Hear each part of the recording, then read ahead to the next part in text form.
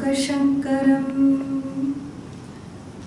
शङ्करं शङ्कराचार्यं केशवं बादरायणम्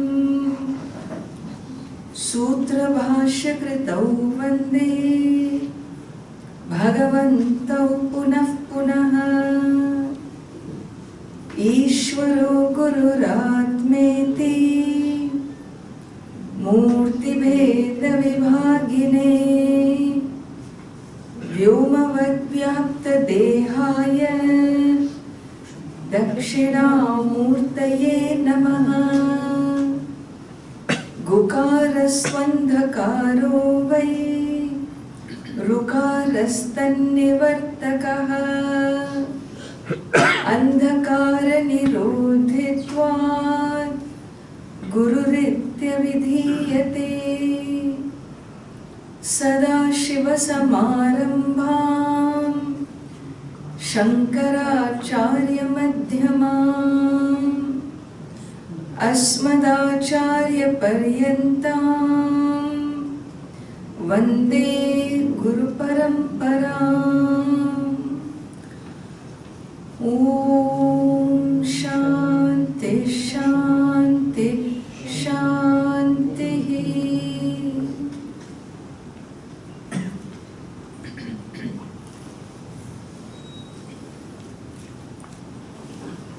हस्तामलकस्तोत्रम् I shall chant and you will repeat. Kastvam shisho kasya kutosi ganta. Kastvam shisho kasya kutosi ganta.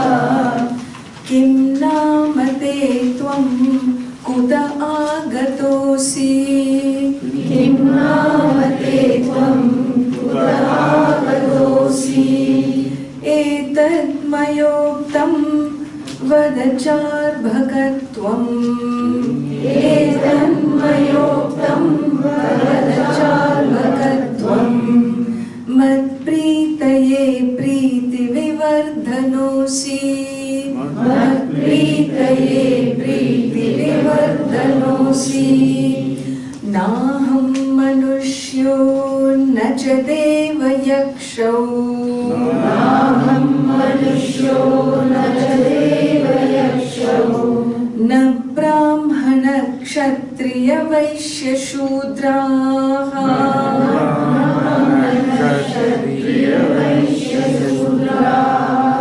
न ब्रह्मचारी न गृहीवनस्थः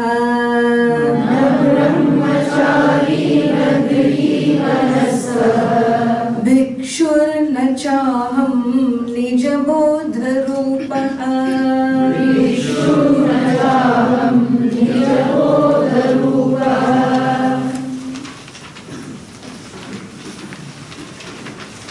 We sought to hear yesterday when Adi Shankara asked this little child who had never spoken in his life, this 12-year-old boy, who are you? Where have you come from? Who do you belong to? Where would you go from here? Questions that really no one has asked us either. No one has asked us questions of this nature, have they? Well, if anybody did, we don't even know what we would say. Why am I here? Where am I off to from here? Who knows? I don't have enough time in the day to fulfill my life here. Who has the time to think of where am I going to go henceforth? And so, a question that is really very, very, very peculiar.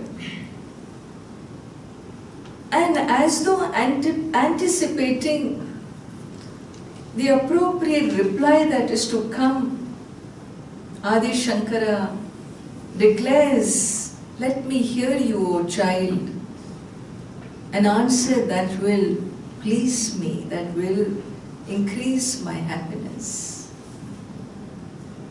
And lo and behold, this little boy begins to speak.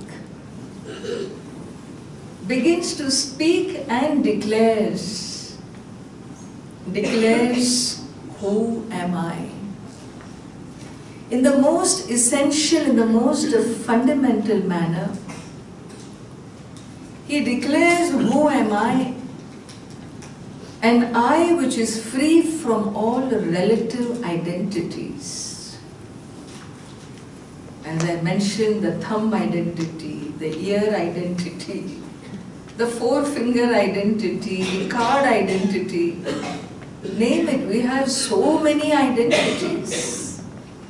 Our educational identity, our racial identity, our community identity, our caste, our creed, our gender, our state of mind, our looks. So many identities where we decide who I am. And here is a self-introduction by the child, which is really totally unexpected. You find in this world, in the various world cultures, each one has their own idea of spiritual, what you call, pursuit. Some of them talk about condemnation and hence salvation. Others talk about sin and hence redemption. Others talk about punishment and rewards. In our spiritual tradition, we also have a model of our own, and this model is about self-ignorance and self-awakening. A life of affliction, a life of challenges, a life of becoming, a life of struggles, is a life which has its roots somewhere, not in a sin, an original sin, but in self-ignorance is where this Vedic tradition arrives at. And hence for us the solution, the answer to it is self-knowledge or self-awakening.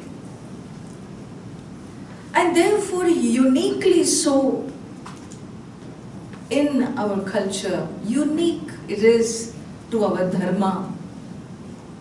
While in other traditions, other pursuits of other faiths, when they talk about sin and redemption, redemption cannot happen here in this lifetime, and hence it is always afterlife. It is after you drop the body, what happens to you later decides your final fate. Whereas this dharma, the Vedic dharma, is the only dharma which talks about Jivan Mukti. Jivan Mukti means Jivan, living in this physical body, living in the physicality. You can awaken to your non-physical, essential truth of your soul. Experiencing the afflictions, the pains, the challenges, you can be free if only you know who you are. You can be one who is unaffected by any of it, because none of that is you. This tradition introduces us to an I, introduces me to myself, a self that looks like, as of now, is unknown to me. The only self that I know is a self that is always bumping against one or the other. A self for whom life is not enough, nothing is enough. Always munu munu munu munu, complaining self, criticizing, judging, irritable. Well, this tradition has something very big to offer us. And continuing with this child's eloquence, we have here beautifully unfolding a set of verses that shifts your very paradigm, that shifts your very understanding of who you are. Let us see what he has to say.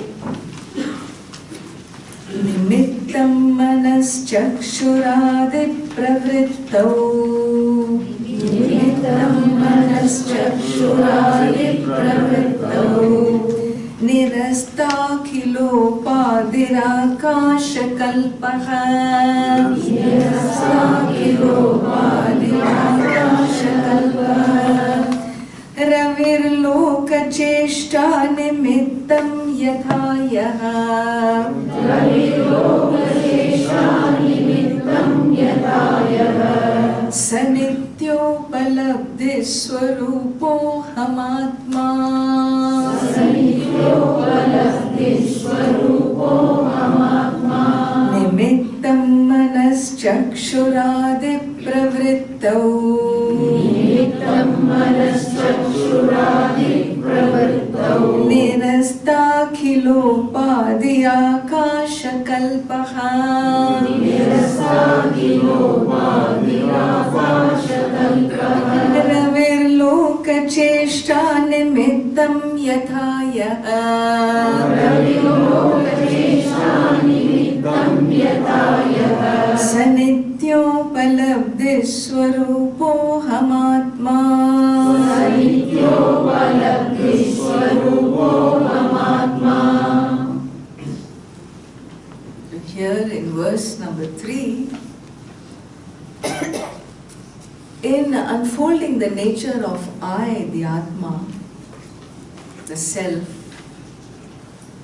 we always think of ourselves as a being that is born. A being that has arrived into this world caused by this cosmic being called the Creator.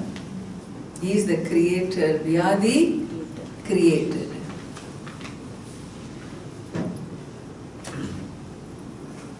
The rahasyam here is a very precious gem here which is being opened up for us, and that is, don't think yourself as an effect of a cause outside of you. You are the very nimittam. Nimittam, na? You are the very karanam. You are the very cause of your own existence. You are a karanam means you are the cause. Generally, when you say something is a cause, something is a cause for an action, something is responsible for a karma, like a stick, an instrument. An instrument is directly responsible for an action of hitting. It's called karanam. The karanam is a karanam. A cause, it's a instrument directly responsible for an action. At other times, we have indirect cause, where you are not karanam, the instrument, you cause somebody to do, You cause. So you are a karayita. What kind of a doer are you? I'm not an instrument, direct instrument, but I cause. Like I don't do all the, what do you call, I don't push drugs, but I make others do it for me. You're the big gang leader, eh? This is called karayita. I don't do, but I make the other do. Who are you? I, the soul, Atma. This shloka says, I am a nimittam. I am nimittam. In my presence, things happen. Don't think of yourself as a doer, a direct doer, or an indirect doer, but know yourself. There are two components to your existence. What are the two components? Well, you are made up of something called the body-mind-sense complex. Manas chakshuradi pravrittau nimittam. There are two components to your existence. One is the inert matter, and the other is the consciousness. You are made up of two. No, I am not inert. How can you call me inert? In fact, if I hold a scissor, I can even cut a part of you. Really? Yeah. I'll just lift some hair and I'll cut and you won't even know. I pull your finger and clip your nails, you won't even know. Isn't that the inert part of you? Morning I try to wake you up, you sleep like a log. Inert. And sometimes when you sit in your meditation, no matter what happens, you don't come back for hours together. You don't seem to be aware of your body. And a time comes when you really decide to leave a part of you behind and you take off.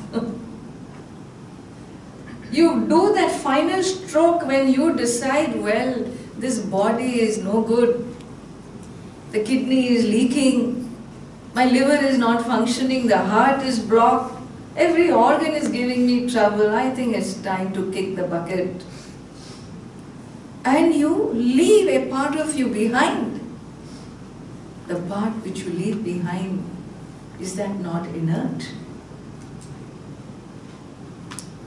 Not only it is inert, it can even be turned into ashes and made one with the earth.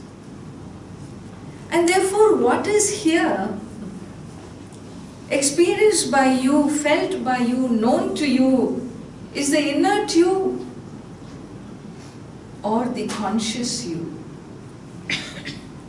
Well, Ammaji, see, sometimes it is conscious, sometimes it is inert. And don't make me totally inert. I am not. People say you are Jada Buddhi. You have a thick-headed, people call me thick-headed soul, but that doesn't mean I am really thick-headed. I have some buddhi. So sometimes I am this way, sometimes I am that way. That means I am both, no? No. No. The tradition will teach you to recognize your own truth. By saying you are that you, who you truly are, what is your essential nature, is a nature that you will never be able to change. If you can change your nature, then that nature is not essentially you. It is incidentally you. Like a crystal, you know. When you look at this crystal, at times it looks red, another time yellow, a third time orange. How? What is its color? What is its original color? Red, green, orange, blue? What is its color? Well, depends on what is near it. But if you take away all these different elements, a red flower, a yellow flower, you take it all away, then what is its color? It is colorless, which is its essential nature. The color crystal, the red crystal, or the clear crystal.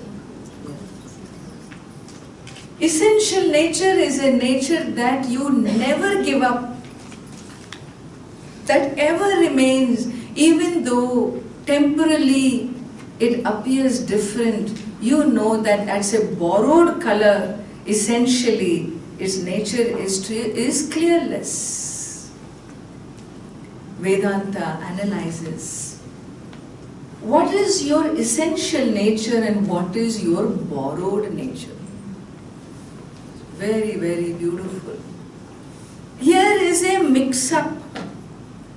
Here is a mix-up, as though a mix-up between the soul and this matter called the five elemental body-mind-sense complex, the physical body and the subtle body.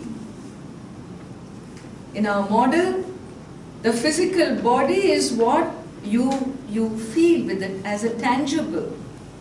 Akasha, Vayu, Agni, Apaha, Prithvi, born of the fivefold elements, is this physical body. Not enough. Physical body by itself cannot do anything. It has within it a subtle body that seems to be the inner mold. This outer seems to be holding the inner subtle body. What do you mean subtle body? Well, while the nose, physical form is here, the smell is a sense. While the ear is a tangible, the hearing is a sense of hearing, a sense of smelling, the sense of taste, the sense of sight, and the sense of touch. And so we have the five senses, the five organs of action, the pancha prana, the five physiological functions, the subtle instrument called the mind, which comes up, which goes to sleep, which seems to have different functions of knowing, of responding with emotions, seems to have a function of some memory recall or the absence of it. And an individual identity, well, these are some functioning of the inner system. And really speaking, who are you? Are you the physical five elements? Or are you these subtle five elements? Who are you essentially? The text clearly defines nimittam. I am a mere nimittam. I am a mere presence, a consciousness in whose presence, in whose reflecting whom the mind functions, the body functions. The subtle and the gross body comes into activity, reflecting which consciousness? That consciousness is different. That consciousness, essential nature, is not the nature of this body. And that is why when a person dies, the body is left behind, but he slips away.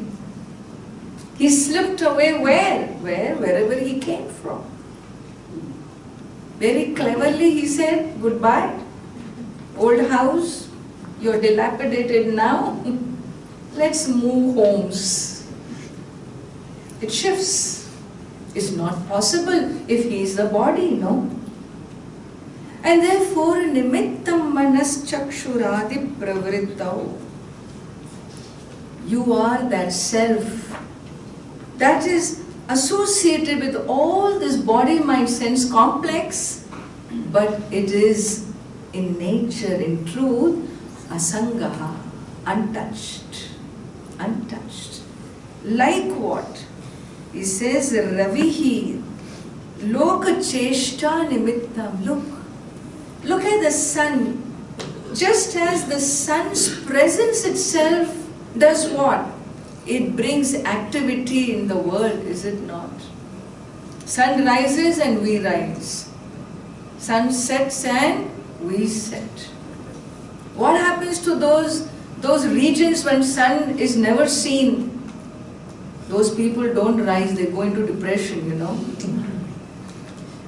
European, some countries where you have extended winters, people really are unable to keep their minds perky and vibrant and energetic. They need to go to southern states to be happy. They cannot engage without the sun energy. And so we find, like the sun, being who the sun is, it just rises and it sets. It has nothing got to do with you and me. It's just doing its job in the universe. Like the moon, the stars, the planets, the galaxies, each one is doing what they need to do. But when the sun rises, what happens? Brings the prana. All activities take place. Is the sun affected? Is the sun upset if you don't rise with the sun? On a Sunday morning, I work 7 days a week and look at this fellow. He gets up at 3 in the afternoon. He doesn't care, he is unattached. His presence is enough to bring life on earth. The essential nature, you as a consciousness principle, your presence is enough to be a witness, a sakshi. And in your presence, the 5 elemental body, mind, sense complex comes alive. The matter doesn't have sentiency, but in the presence of consciousness, matter becomes sentient. What is the difference between this matter and this matter? Both have earth. Only difference is there is a subtle element inside. There is no subtle element here. That's why when I knock it, it doesn't hit back. Somebody knocks you, you will give him one. There is a difference between that and this because, but fact is both are inert. This one has a sentiency due to what?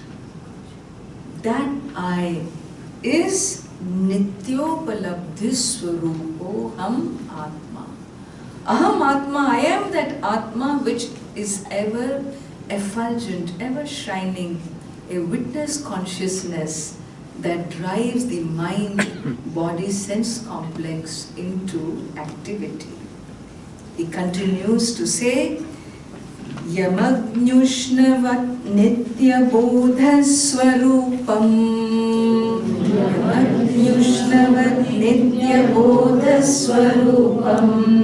Manas chakshuradinya bodhatmakani. Manas chakshuradinya bodhatmakani. Pravartanta ashritya nishkampamekam. Pravartanta ashritya nishkampamekam. Sanithyopalabdhi swarupohamatma. Sanithyopalabdhi swarupohamatma. Yamagnyushnavan nitya bodhaswarupam. Yamagnyushnavan nitya bodhaswarupam. Manaschakshuradinya bodhatmakani. Manaschakshuradinya bodhatmakani. Pravartanta ashritya nishkampamekam. Pravartanta ashritya nishkampamekam. Sanityopalabdhi swarupohamatma. Sanityopalabdhi swarupohamatma.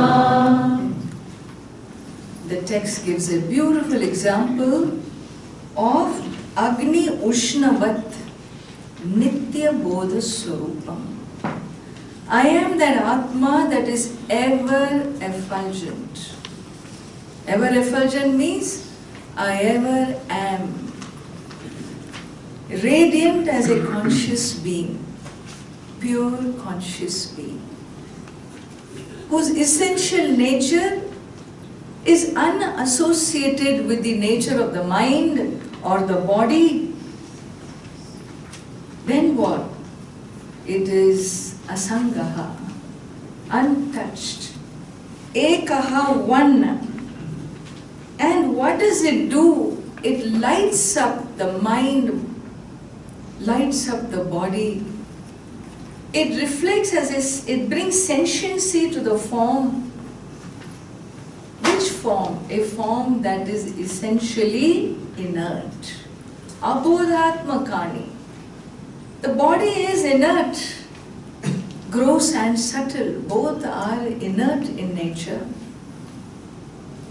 How do you say inert? Because it collapses. When you go to sleep, what happens to your mind? Does it exist? If it exists, it's no more sleep. A mind cannot exist without thoughts. Mind is what? Nothing but a flow of thoughts. The energy in motion, the thought energy in motion is called the mind. And so when all these thoughts get arrested, they stop. They collapse, the mind collapses into a non-form, no thought form. Do you exist or not? If you are the mind, when the mind goes to sleep, what will happen? You will go to sleep. Yeah, of course I go to sleep when the mind sleeps. Yeah, but if you sleep when the mind sleeps, how do you know you slept well? The fact that you say you slept well means what? You were watching your sleep? No. Even when you were sleeping, you were not sleeping. You are that consciousness that never sleeps. That is not subject to this functioning equipment that wakes up, that sleeps, that dreams. It moves from one state to the other, the waking, the dream, the deep sleep. Who are you? Hey, you are none of these states. These are incidental to your experiences. This is not really you. It is not all of you. It is incidental experience. Your waking world is not your full truth. This is a big revelation, you know. The waking world I thought is my only world. You telling me this is not my whole world? You mean to say my home, my bank account, my job is not my whole world? Well, not according to your spiritual tradition. You are way bigger than this waking world. You are that being whose height covers the whole universe, whose consciousness, whose range covers even the non-physical, dimensions of the universe. In fact, what you see before you is not the whole truth. Nothing you see out there is real. If it is real, no, it will ever remain. Agni Ushna Vat, the shloka says, like how the heat of the fire, can the fire ever give up its heat? Can it ever give up? Yeah. In Singapore we have cold fire, Ammaji. You do? Fire means hot. Fire means hot. There is no such thing as cold fire. That's why the Veda never dictates, it is wrong to drink cold fire. Neither hot fire nor cold fire. It is wrong or right, it doesn't say. It definitely says it's wrong. May you not drink alcohol, it says Suram na pibet. Does it ever say Agnim na pibet? Does it ever say don't drink fire? No, I dare not. What doesn't allow itself for doing will never be negated by the Veda. That which you will never do, Veda need not negate. Why? Because you will never do it. Why? Because you know fire is hot. I dare not drink it. No. Whenever the fire becomes cold, you should drink. You know it is Amritam. Yaar shodna Amritam. There is no such thing as cold fire. What is it trying to say? How the heat is the essential nature of fire. The intrinsic nature of fire. A nature that fire can never give up is called heat. Brilliance that the sun can never give up is called the sun. Same way, there is something in you that you can never drop. That is your intrinsic nature. Not the nature which you pick up and drop. Today you are a father, then you become the son. These different roles and scripts you play, they are just a drama of life. They are not essentially you. Then who is essentially me? Sanityopalabdhi swarupo hamatma. I am that consciousness principle that is ever a witness to all states of experiences. I know my past, I know my childhood. I am the same I who became an adolescent, then an adult, now a middle age, afraid to get into old age. I am that same I who has been traversing through time. I am that same I who experiences waking, dream and deep sleep states. I am the same I who can recall a past or project a future, is it not? Or live in the present. There is only one of me. Who is that one? Don't think of that one as a embodied soul. In fact, you are a non-embodied being. You are an unembodied soul. I think I live inside the body. The spiritual tradition of India declares, you know something, a big secret about your nature, and the body lives inside you. What? The body lives inside you. You don't live inside the body is in you. You are bigger than this body. In fact, he says, whatever you see as many, nana, many and varied, is only a abhasa, an illusion. Let us see. Mukhabhasa ko darpane drishyamana.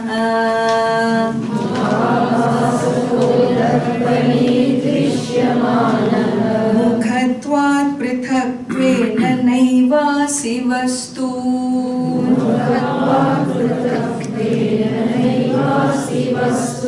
Chidabhasa ko dhishu jivo pitadvat.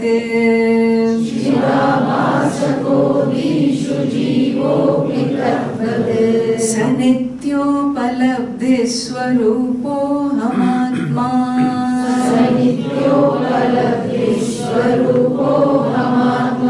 Mukhabhasa ko darpane drishyamana.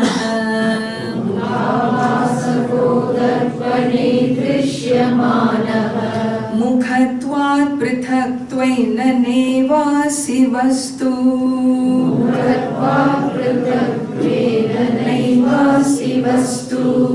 Chidabhasa ko dhishu jivo pitadvat.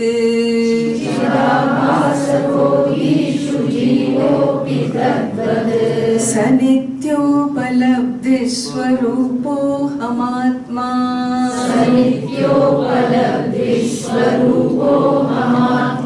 Yadha darpana bhava abhasahanam.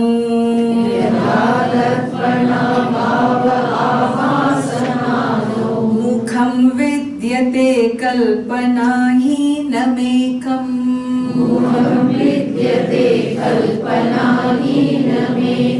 Tatha dhiviyoge nirabhasako yaha.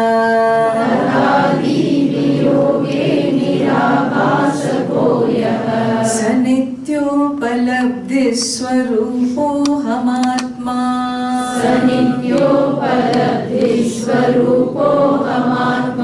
Yadha darpana bhava abhasahanam.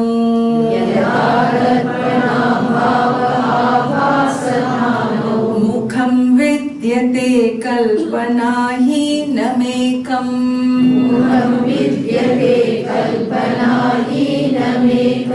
Tatha dhiviyoge nirabhasako yaha.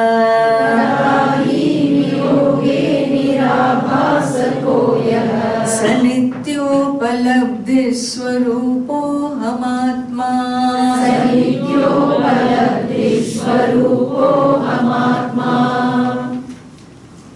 So he says, Mukha abhasakaha darpane. Like when you see a reflection of the sun, for example, in many bodies of water, the reflection is many.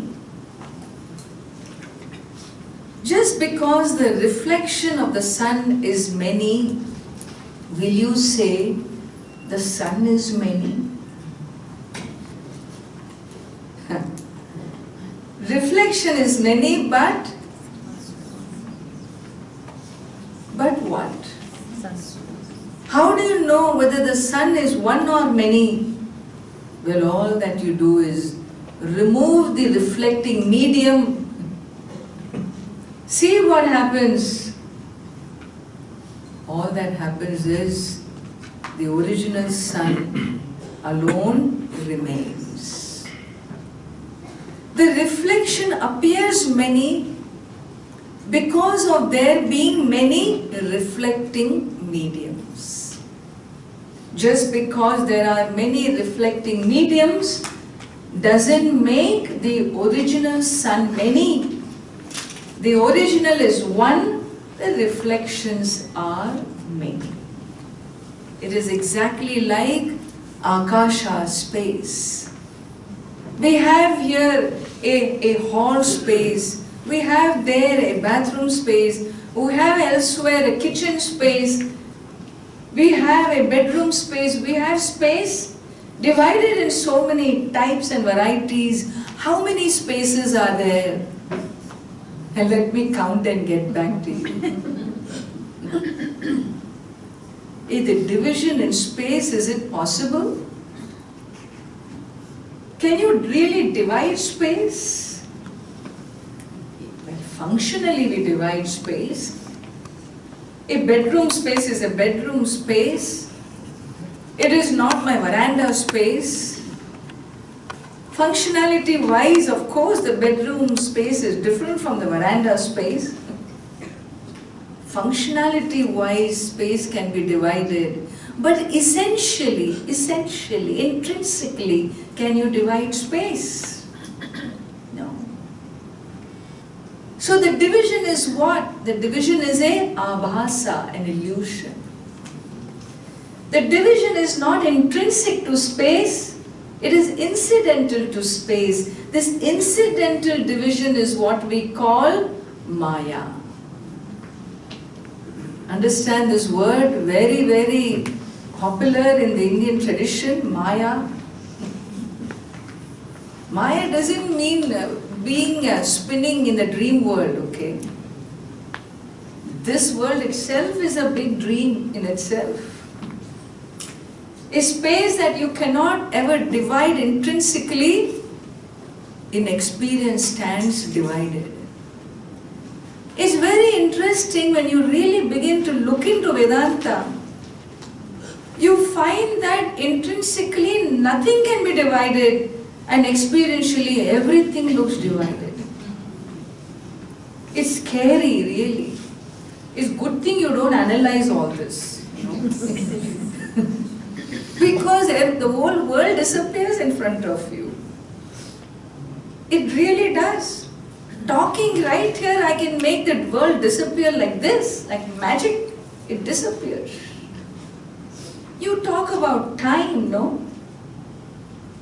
You define time based on what? Let's look into one element, okay? We define time based on sunrise, Ilya. Sunrise and sunset, and this great travel of the sun across the skies. And we have this Jantar Mantar and whatnot. Talk about how time was calculated. Time was calculated based on what? On a sunrise that metaphysically never happened. What do you mean? The sun doesn't move. The sun is fixed. The sun doesn't rise. A non-rising sun gives you the experience of rising. A non-setting sun gives you the experience of setting. A non-traveling sun which never rose gives you the experience of travel. And what do? You wake up and you keep your minute-to-minute schedule, making this time such a big living reality. You get jobs, you're fired from job because you arrived 30 seconds late. We make this world so real.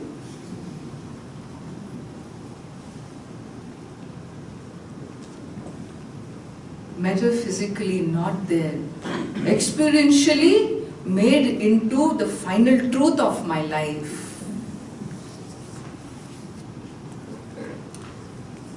The text teaches us, understand the separation between metaphysical truth and experiential truth. That which is being experienced by you day in and day out doesn't really exist.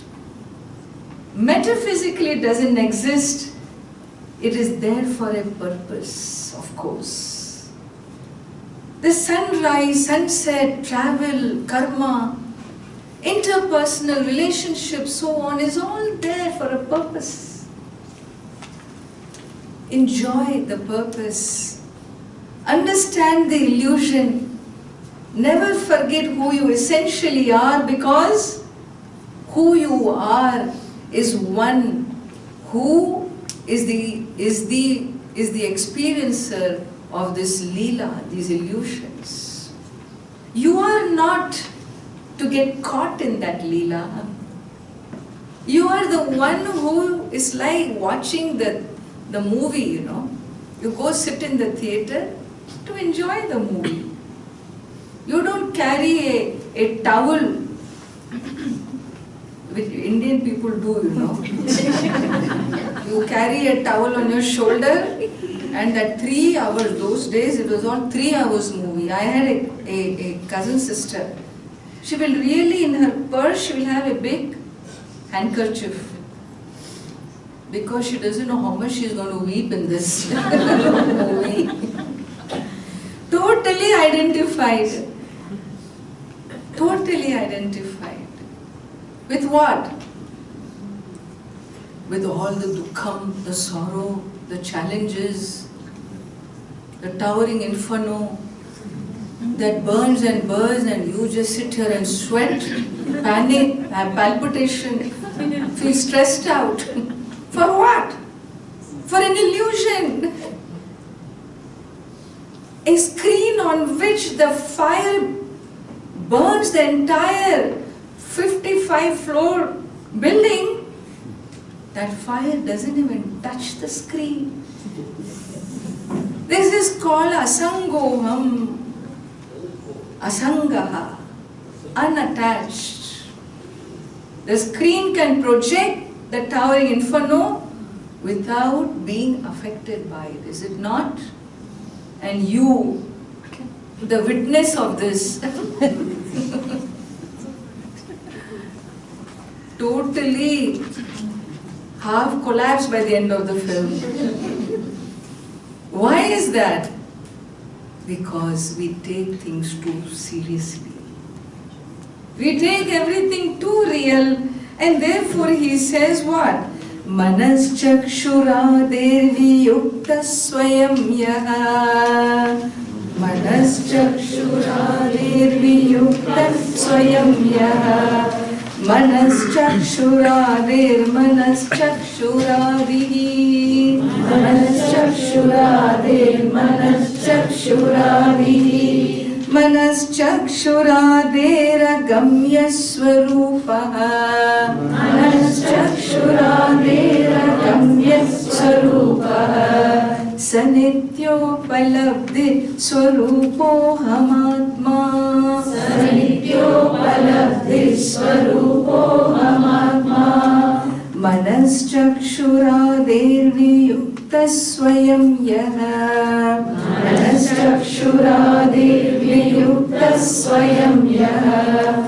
Manas chakshurader manas chakshuradihi. Manas chakshurader manas chakshuradihi. Manas chakshurader gamya swarupaha. Manas chakshurader gamya swarupaha. Sanithyopalabdhi swarupo hamatma. Sanithyopalabdhi swarupo hamatma. Yaeko vibhati swatah shuddha chetaha. Yaeko vibhati swatah shuddha chetaha. Prakasha swarupopi nanevadhishu. Prakasha swarupopi nanevadhishu. Sharavodakastho yatha bhanurekaha. Sharavodakastho yatha bhanurekaha. Sanithyopalabdhi swarupo hamatma. Sanithyopalabdhi swarupo hamatma. Yaeko vibhati swatah shuddha chetaha. Yaeko vibhati swatah shuddha chetaha. Prakasha swarupopi nanevadhishu. Prakasha swarupopi nanevadhishu. Sharavodakastho yatha bhanurekaha. Sharavodakastho yatha bhanurekaha. Sanithyopalabdhi swarupo hamatma. Sanithyopalabdhi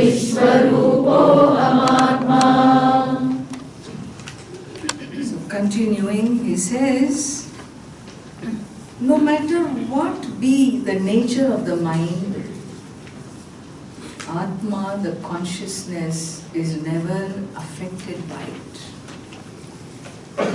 Time, space, conditionality doesn't belong as an intrinsic nature of your soul.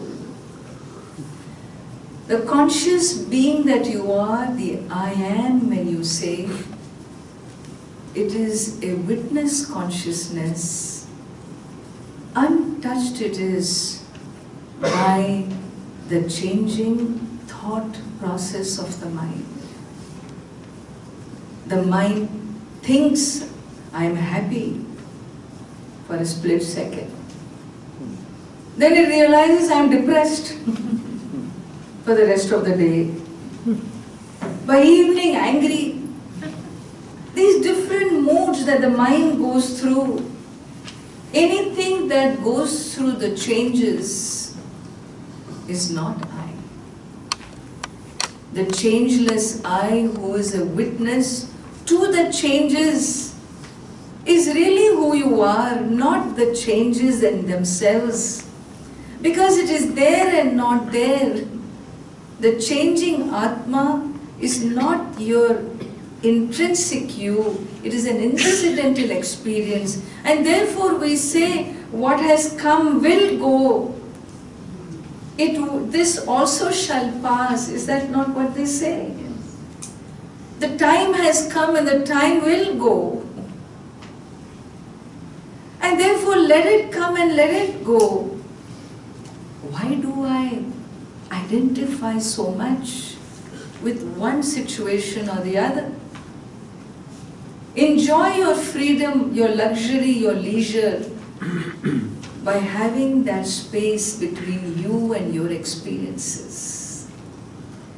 You know, it is something like if you go to these days you have these multiple movie complexes, you know, what do you call that? Multiple theaters. And you have a movie you want to watch. This happened to me once long ago. And I ended up going half an hour early. And by the time we reached there, the movie was still going on and I thought, oh, we missed the first part. That happened to be the previous show's last part. It was one of those action thriller movies. So you're supposed to enjoy this by sitting on the edge of your seat and just watch with popcorn and Coke in hand. Unfortunately, what happened? That movie, suddenly the end came. Oh. Then we continued to sit and the movie started all over again and the story was over. Beginning itself it was over. Why? Because no more I could identify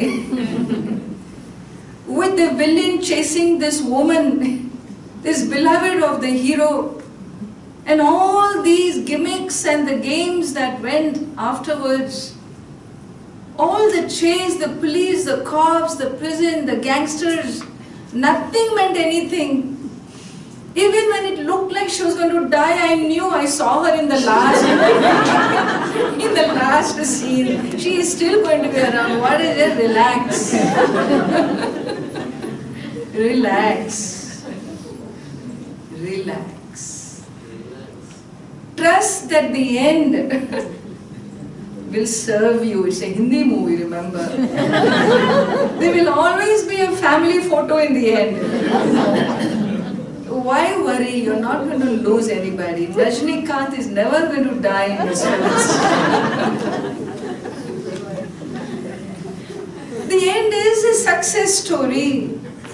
No matter what happens in between, learn to be objective. Learn to be a witness. Learn to relax and let go. The nature of the soul is He says, Nitya Upalabdhi, the timeless being am I. The timeless being, when it is said, means time cannot touch me. The soul has no death because truly it had no birth. What do you mean time cannot touch you? Time cannot touch you because there is no such thing called time metaphysically. Time itself is an illusion. Your past, your future is all an illusion.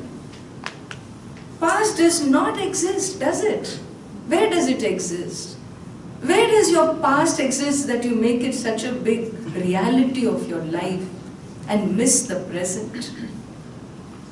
It only exists in your head, in your memories, failing memories. Good thing memories are failing in old age. Otherwise we'll remember everything that everybody did wrong to us all through our life. It is nothing but a memory bank that I recall, calling it a past.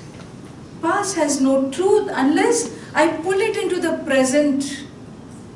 When past existed, it existed as present.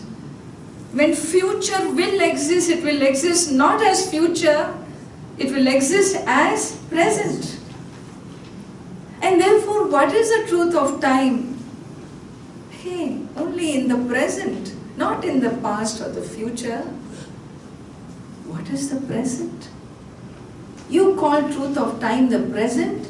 That is the biggest bluff of time. What is the present? 24 hours? 10 hours past? 13 hours future? A 1 hour present? 1 hour present? 15 minutes past? 44 minutes future? 1 minute present? 1 minute present? A 1 minute becomes 60 seconds. Which second is present? The second becomes milliseconds, milliseconds become microseconds. Where is your time, the present?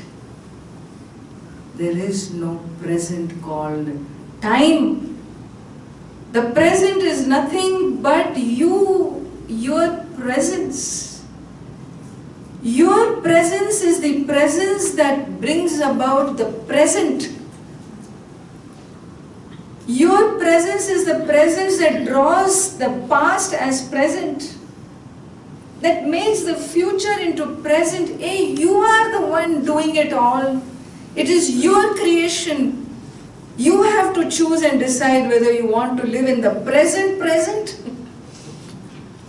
In fact, I don't even want to live in the present. I want to live in my presence alone. The truth of the moment is, I am. The truth of the moment is, I am that conscious being in whose presence present is, in whose presence past is, in whose presence future is. Nimittam manas chakshuradit pravrittav. Nimittam, I am the nimittam. I am that conscious being in whose presence kala, time is. And therefore, what is it that I am holding on to? Which memory am I holding on to, creating separation between me and you, me and the other?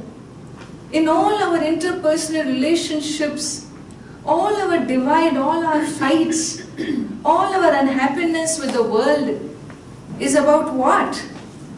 Holding on to some memory bank of a past which is gone, which has no meaning for me in the moment.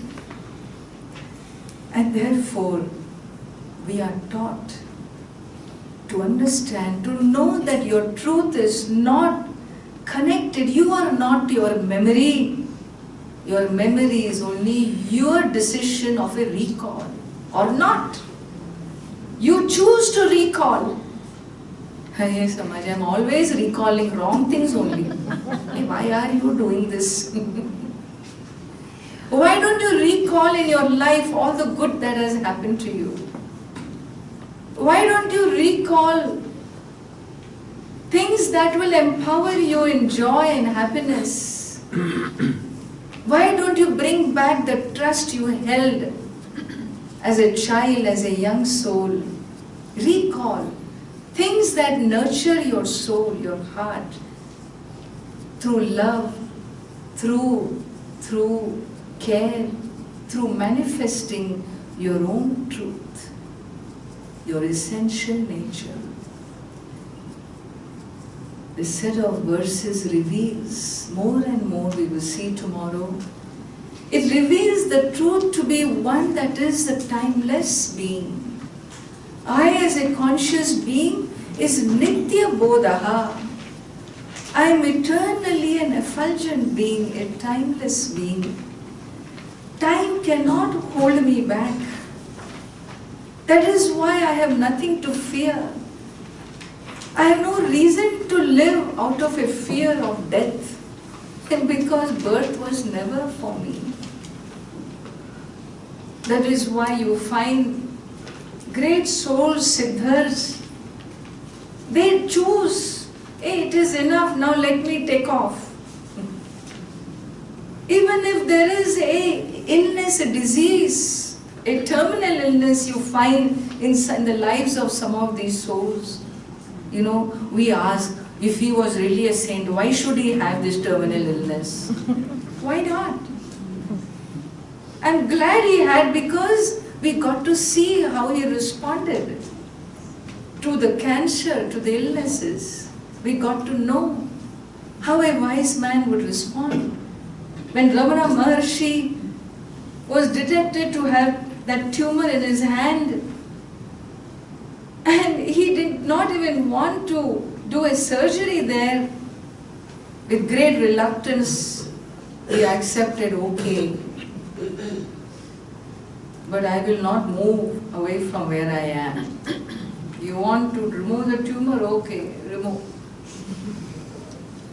And we don't remove tumor like that. We first give you anesthesia. I didn't agree for anesthesia, he said. You want to remove, remove. I am not the body.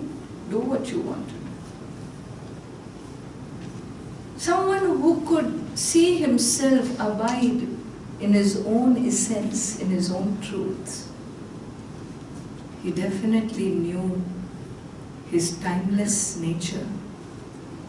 The nature of the soul as Nitya Upalabdhi Swarupa. Atma is Nitya Upalabdhi, an ever effulgent, essential being I am, which is free from the bondage of time, free from the conditionality of even space. We will see in the remaining verses, very beautifully the next few verses unfolds further the nature of Atma, comparing it to the sun, comparing to the space, and describes, when this is who you are, then you know something, one great truth we have to own up about ourselves. You have no choice. If you want to be happy, a happy human being, you want to fulfill your purpose of life, which is what? Searching happiness, no? You only told me. We are happiness searchers. Are you a finder also? You can become a happiness finder when you stop being a fault finder, you know. Yeah. You know fault finder? We are all fault finders. We look at the world through our mind, through a judgment of right and wrong, likes and dislikes. This is the filter through which we see the world. The day I see the world as I see my soul, the day I see the other as I see myself, my essential being, as a pure, harmless, conscious being living in unconditionality, I will recognize my limitless nature. I will recognize that I am a reflection of the infinite. My love is unconditional. Everybody wants love in this world. Which kind? Conditional kind or unconditional kind? Eh? Come on, be honest. Oh, of course we want unconditional. Alright. And which is the love that you give? Conditional or unconditional? You can't have two formulas for two different, But that's what certain Maitreyi Brahman, isn't it? What I give, what I want is what I'm expected to give. What I want is what I'm expected to give. How will that happen if I see myself or I see the world through this filter of judgments, of likes, dislikes, prejudices? And therefore, in my perception needs to descend. In my perception of the world, in my perception of myself, needs to descend a new awareness of who I essentially am, so that I can actualize my truth in my day-to-day life experiences. You may say, Ammaji, this is all too high for me. This is precisely what you are searching for, understand? Don't say it is high because you want the highest. It's not my fault. You want the highest happiness.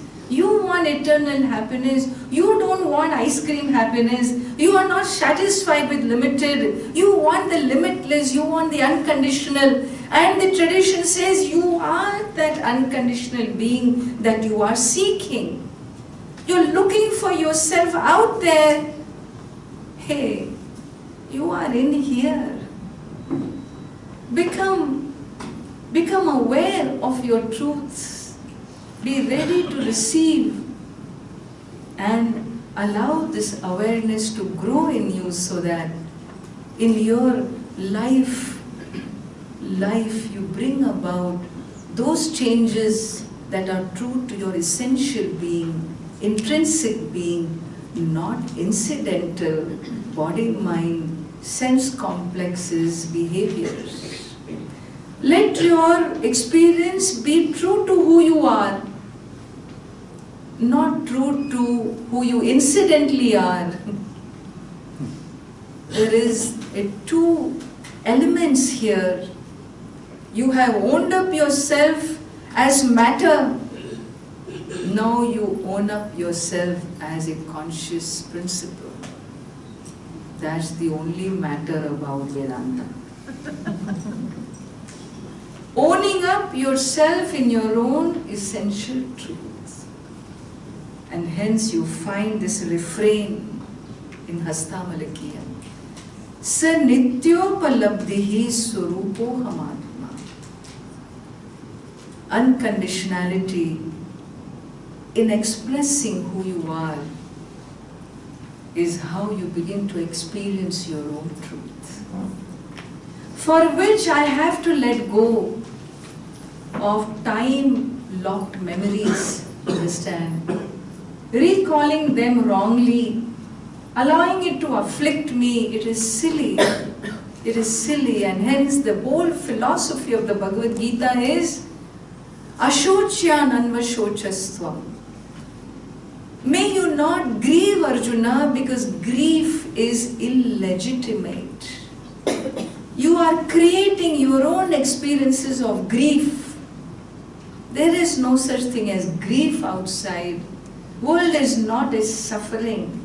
World is divine. It is divinity that is here. Isha vasimidam sarvam. How can it be a suffering? If there is an experience of a suffering, it is something we have generated uniquely through our conditionality, through our conditional thinking, we have suffocated ourselves in our smallness, believing this to be the only truth. Unearthing the gem is unraveling the mysteries of your own soul. Atma Vidya is Ishvara Vidya. Ishvara Darshanam in our tradition is Atma Darshan. That is why when you go to these temples, like Shabarimala and places, you go with all your vratams, 48 days and whatnot you do, just for that darshanam of Bhagavan. Finally, after standing in queues and whatnot, and you finally arrive before the Lord, and the curtain opens, and you close your eyes. Paityo. You worked so hard for what? You're supposed to keep your eyes wide open. But you automatically close your eyes, is it not? Why? Why? Because He is here. You can never be satisfied experiencing Him there. You don't want Him there, you want Him one with you. You are committed to oneness. No human being is ever committed to duality. Every one of us is committed to oneness. Let us own it up and not participate in activities that divide us. Owning up oneness is refusing to participate in activities that separate us. How can one do that? The coming last few verses of Hastamalakiyam gives us beautiful indications of what is it I need to do? How is it that I need to handle my conditional side of my component of myself? How should I handle this so that it does not overwhelm me where I separate myself from the other human being in my understanding, in my behavior? We will see more of this tomorrow. And before I close, I would love to spend some time in a guided meditation, accessing this innate, essential nature of the soul. May you sit with your feet a few minutes of silence, and for you to go within, it is important. Within means in your source, in your essential being. This means moving into the heart from the head. What helps us quickly to move in that space, the deeper space, is deep breathing. Nadi, Shudi, Pranayama, if you know some yogic practices. Otherwise, just close your eyes and observe your breath. Chant for me, with me, Omkara 3 times.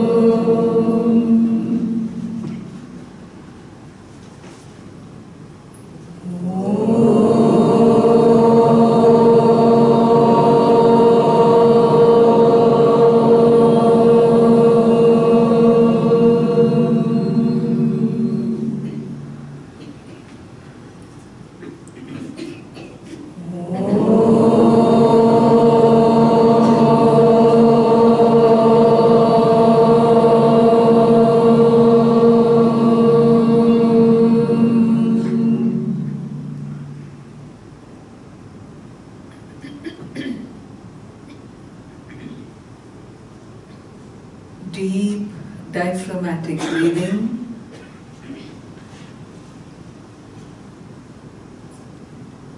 Smooth and continuous, without a pause, without a jerk.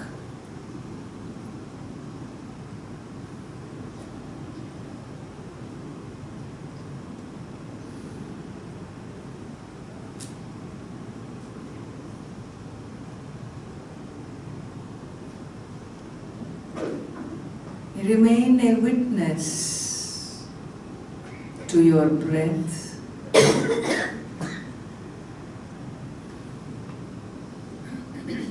Allow the sounds to fall in your ears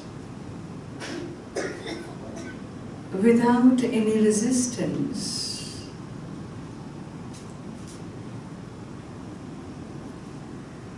Simply be an observer, a sakshi, witness consciousness.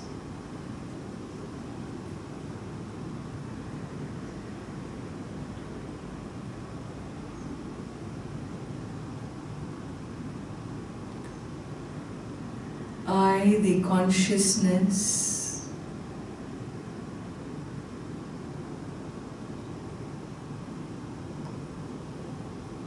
is nothing but stillness, silence.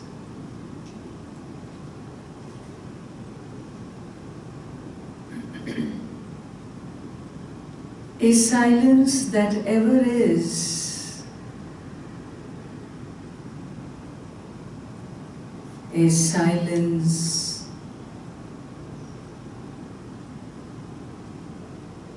which is a presence,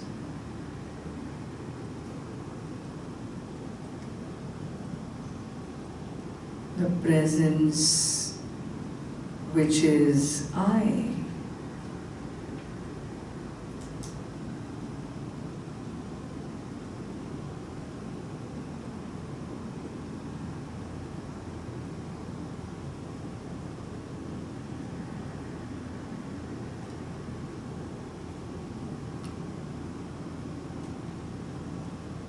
Silence is not a state in absence of sound.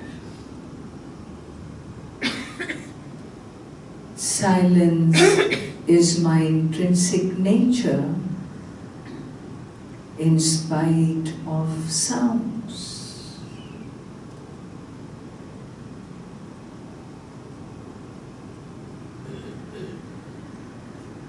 I am the ever-abiding silence.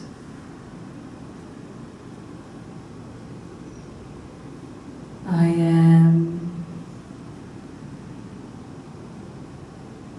the prior consciousness, even before the emergence of any thought.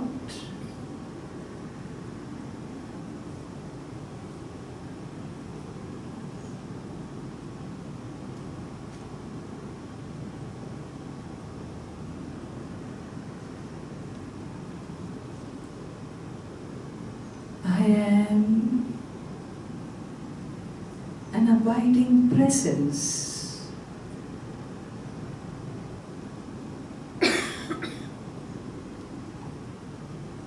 After me comes my mind.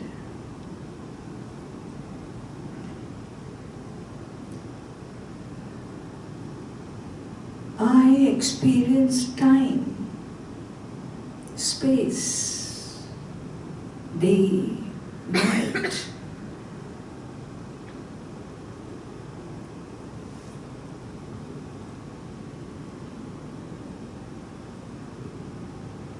Experiences change.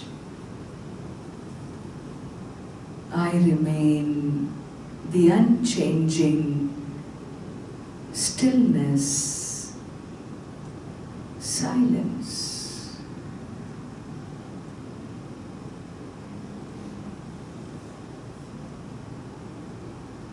Unattached to any one experience.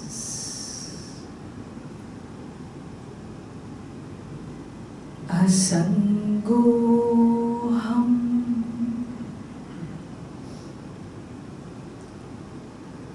Asangoham.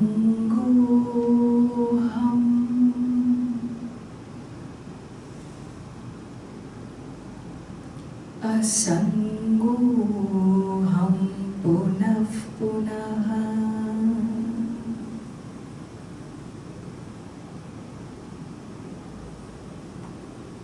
I am a witness, consciousness, unattached to what I am conscious of.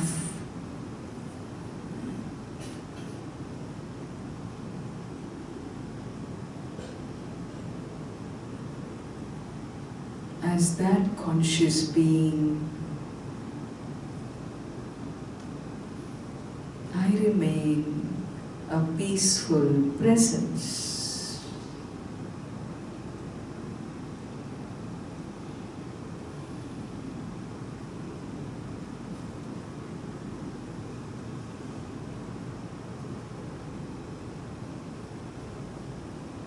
Simply be who you are.